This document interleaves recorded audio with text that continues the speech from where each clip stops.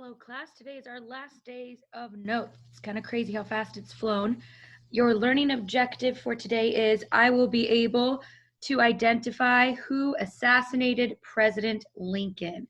I will be able to identify who assassinated President Lincoln. So we have one slide of notes today. We are going to go in depth on what happened and how President Lincoln was killed.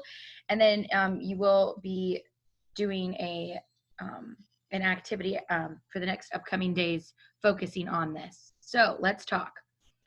On April 14th, 1865, President Lincoln and his wife attended a play at Ford's Theater in D.C. It was called My American Cousin was the play. As Lincoln was watching the play from his balcony, the assassin shot him in the back of the head. The assassin was John Wilkes Booth, and he was an actor in the play. He was rushed to a nearby house where he was medically treated, but he died from his wound a few hours later. After John Wilkes Booth shot Lincoln, he jumped from the balcony. He actually broke his leg from the jump, but he still continued to escape. He was a Confederate sympathizer, so he is a part of this elaborate plan to assassinate Lincoln. He was a part of a small group that planned to kill high officials.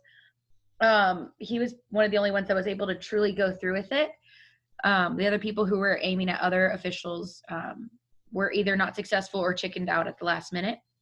And then the Union troops eventually tracked down Booth in a barn in Virginia, and it was a shootout which caused him to die.